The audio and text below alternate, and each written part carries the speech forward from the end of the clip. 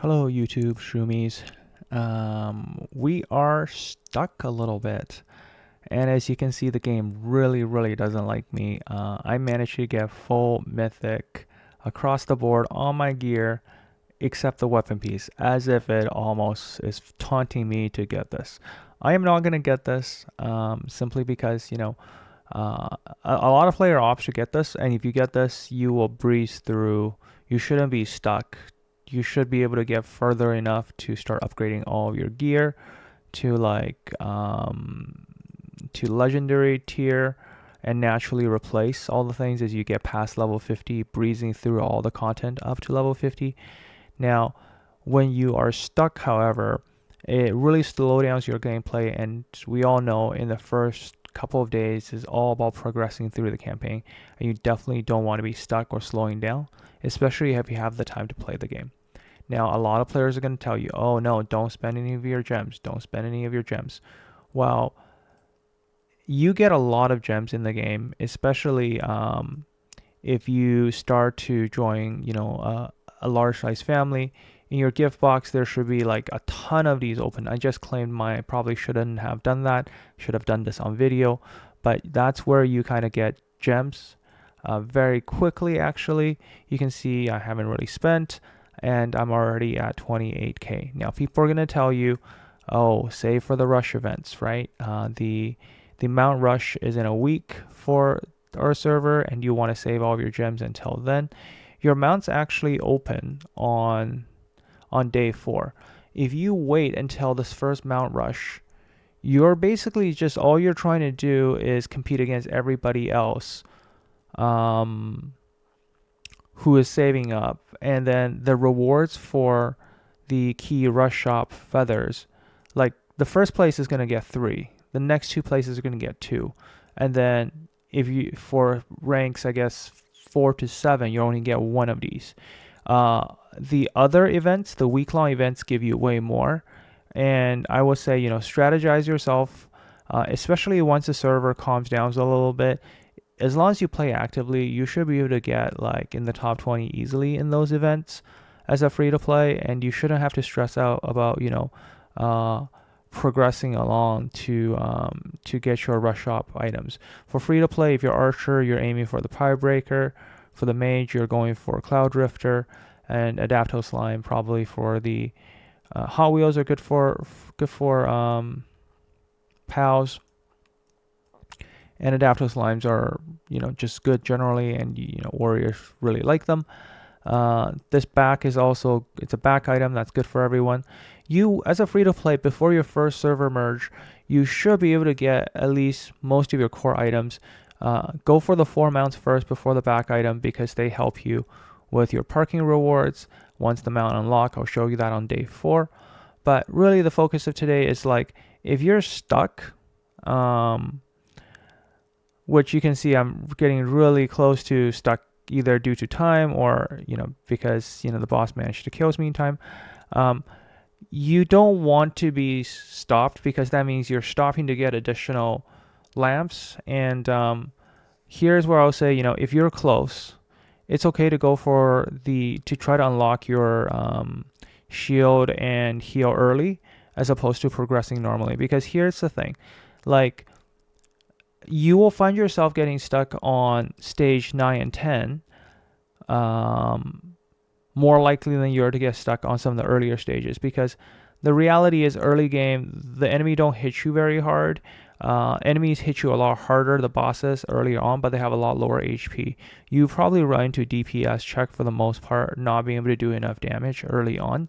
So having shield and just having these 3 key skills unlocked, so you can use pineapple, a combination of bats. They'll do a lot of damage, and then you can also have natural's renewal and shield. This prevents you from dying pretty much straight out. And then you can use just 1 single slow.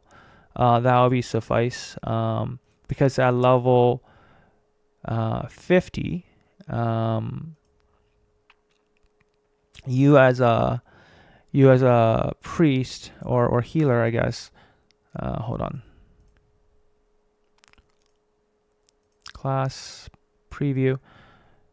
So you want to go the healer path. And this is where you get active energy regen, which means your cooldowns come down much sooner. That means you can cycle your ability much faster. That's why also here it also additively have you have Chronos, you have the Hydro Spirit as well to give you more active skill regens. Early on, being able to cycle your skills way more often is going to be key in terms of helping you through a lot of content.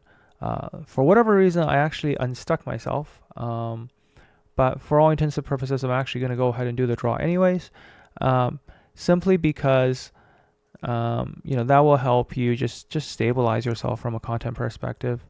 And of course, you want to make sure that you're researching. As soon as you unlock Tech Park, you don't save for the tech event on starting from day one, right? You're going to be progressing through. Everyone in the first rotation, basically, there's going to be spenders in the game, and if you're free to play, don't stress out about competing against them. You just want to be able to progress as far as you can with the resources you have available to yourself. So here, I think 300 draws will take me then to Mythic, and then we'll have 1% chance of getting the stuff we need. So hopefully this doesn't take too many draws. I think 6 draws here puts me at 5,000. Even if I use all of this, it shouldn't be that bad, because what I really want to do is for the mount event, I should save up enough clock winders to help me get 3,000 clock winders, which is actually a lot of gems. Is it 3,000? I have to double check how many. We'll get there. We'll get there on day 9, but you will actually get a lot of gems, believe it or not. And just make sure that you're in an active family, and you should be fine. Oh, you can see I'm barely beating it just on time. Let's go ahead and do our draws, and hopefully people don't get mad at me for suggesting this to people. It's really not a bad idea. It doesn't take that much gems away from what you're saving towards your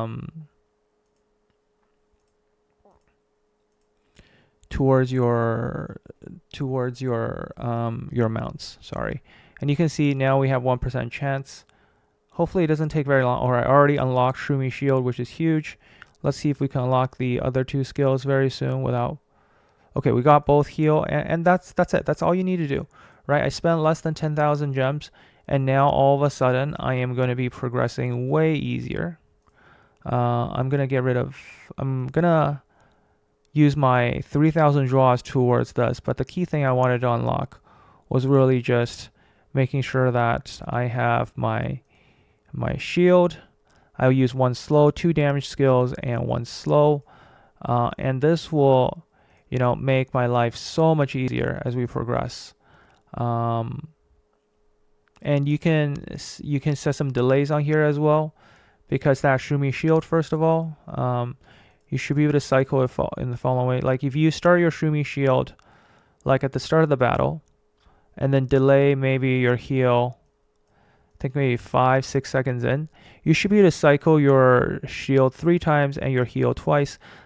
Now I can actually go to bed, because what I can do is I am just going to leave this on energy saving mode, and when I come back, I'm probably going to be through.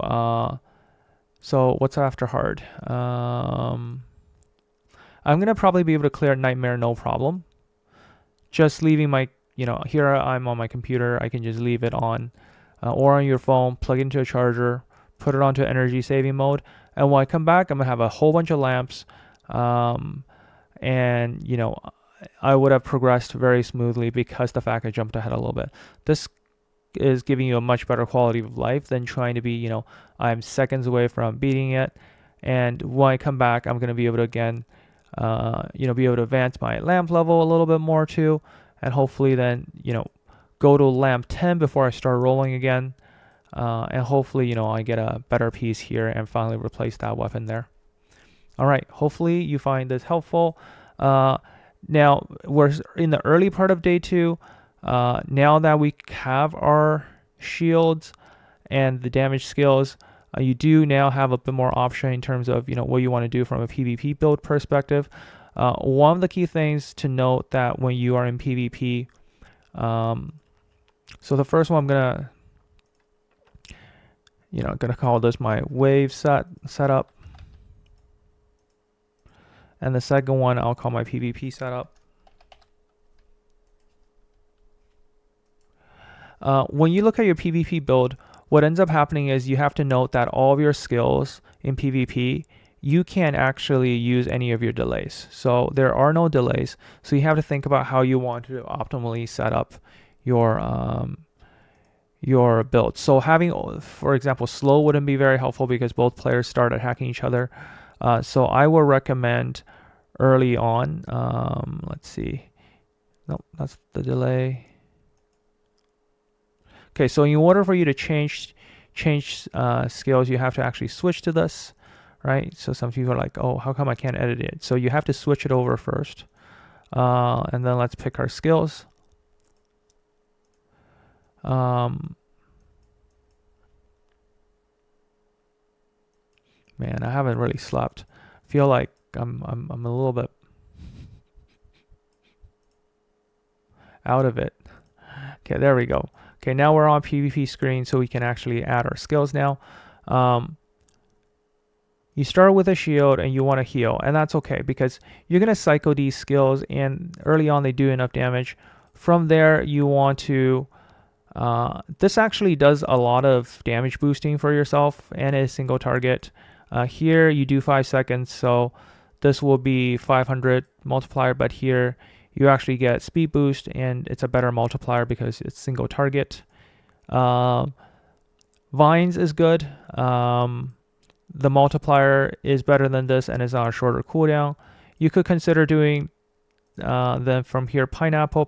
You're going to get 5 of these. So pineapple is actually the more damage skill. Now if you have bats, that's even better. You can take out vines or take out you can even take this one out for bats if you have bats unlocked. Once you get the higher level skills, this is when you want to bring in like easy breezy. You want to bring in take it slow. I think durian bomb is the highest hitting one. So in PvP, you just want to bring in the highest hitting skill because everything gets casted immediately, and that's basically you will find this much more helpful if you're an archer class. But if you decide to do a mage class, you definitely want to pick the highest skill damaging one. So there you go. That's my build. Don't stress out about arena. You're through playing, you will get up there. Just simply pick opponents that you can beat. Move your way up in the arena a little bit. You can see because I have shield and this unlocked, I'm gonna have a much easier time. Every day as you progress through, there's a daily settlement of your rewards. So on a daily basis, you're basically just focus on even getting into the top 100, right? Like the gem rewards is there, but really all you're looking for is that daily seed. When the season settles, the top players will get Shroomy shields, but really all you just need is one. You need the shield effect. More copies of it just do more damage, give you more base stats. You don't have to worry about, oh, it's actually gonna make my shield stronger. No, it doesn't. So that's why just having one copy of the skill, unlocking it, was very important. So let's go a little bit further up and see how well we do. Basically, anyone who doesn't have a shield or heal, you should be able to beat relatively easily. You can see they only brought in a heal here. They didn't bring in the shield, so easily I won there. And remember, right? Like make sure that because we only unlock presets at level 60, so make sure before you go into PvP you do change your build. Whoops, my alarm just went off. Sorry about that. So here, let's see if we can push a little bit further up. We're going to try to go for against this warrior. You can check their level too, right? Like, okay, so yes, they seem a little bit further ahead, but let's give it a shot, right? It's really about, the fact that, I got my Shroomy shield. They don't have their shield up ready, so I got a nice big heal in there.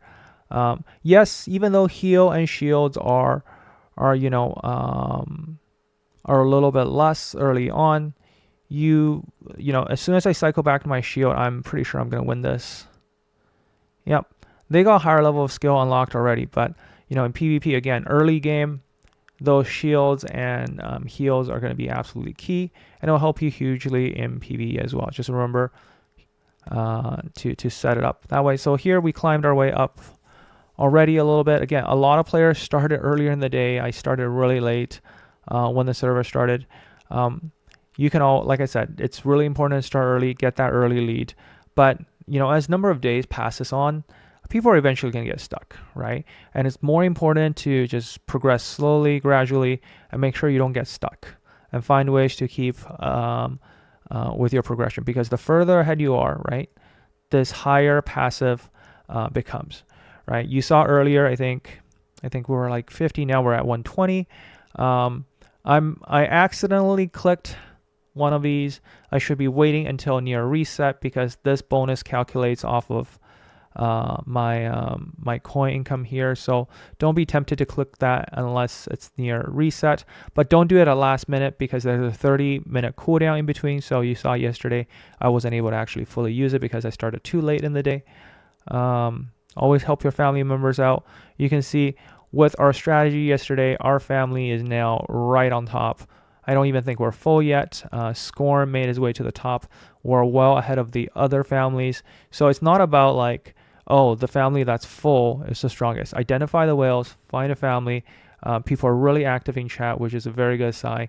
What you want to do is, make sure that the family stays together, keep people engaged, keep playing, and that will help the health of the server and the progression from there. So now you can see with both shield and heal, I am going to be able to breeze through, and I'm going to just be leaving myself on oh, sorry, I forgot to talk about pets, right? I think in pets you're going to get a lot of different pets, but I will say these are probably the most critical one. Always have snail on for PvE, so that's the wave campaign stuff. And once you're able to have a PvP build, you don't want to have snail in there. You basically want to replace snail with a deer. Which basically is any of these. They basically, anything that says damage resistance is really good. But generally speaking, you want to have the dragon on. You always want to have skill damage early on in the game, because this is really helpful. The core is, you also want to have the bird for higher attack speed. In PvP, that also allows you to cast faster and having a head start. You always want to have active regen to cool down, to have more cool down on your skills early on. Like, doesn't matter if you're archer class or warrior class, everybody's going to be more reliant on their skills for damage. So that's why I recommend everybody to just start out with a mage, and maybe once you get closer to level 100, like when you hit level 100, that's when you want to switch to archer. And then once you're like awakened, this is when you can start considering playing other classes. All right, there we go. Okay, I'll catch you guys in the next one. Gandolf out.